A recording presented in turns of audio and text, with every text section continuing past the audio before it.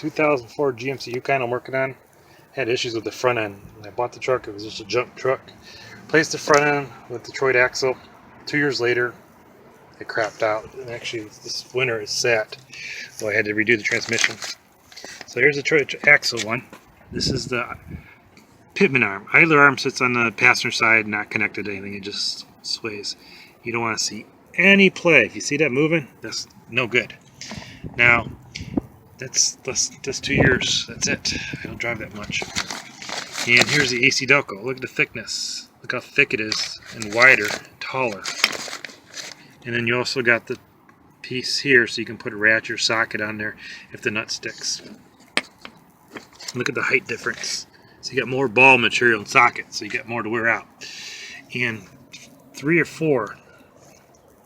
If you, well, this one's easier to see, so I didn't paint it. There's 1, 2.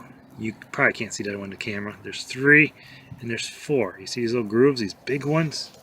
That tells you if it's a 3 or 4 groove. So 1, 2, 3, and 4. So that's 4 groove. And the reason you want to go with AC Delco is because the Moog isn't as tall where it goes on the steering gearbox. And then it's got a different offset the way it's twisted, so you have to readjust the steering. Well, almost 25% of the feedback says, at least says, go with the AC Delco. So that's a lot of people. And then the idler arm, we went with Moog. They said that's fine, because actually Moog's good. It just, for some reason, it's not good with the pitman arm. There's the idler arm part number. We went to HD. I'm not going with crate. I only want to do the alignment once, and I have to keep changing parts and get it realigned and eating my tires up.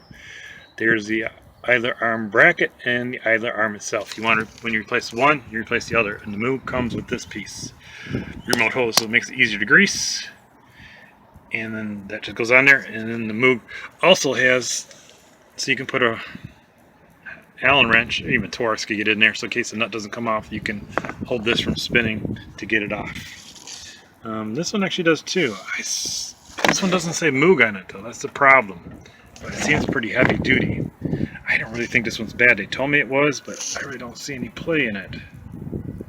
So, that's just a quick short one explaining the front end parts, what you should replace, what you shouldn't replace, and you definitely get what you pay for. Remember, every time you place the parts, you pretty much have to do alignment, because the part just screwed up your alignment and your truck went all over the road. And these are new tires.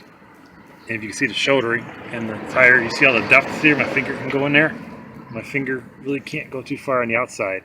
So that was a problem. The car was jumping up in the air on an expressway and it just wiggled. I couldn't hold on to it. So we don't want to go through more tires again. So these are on the back right now. Hope this helps you explain a little bit and what to get. Thank you for watching.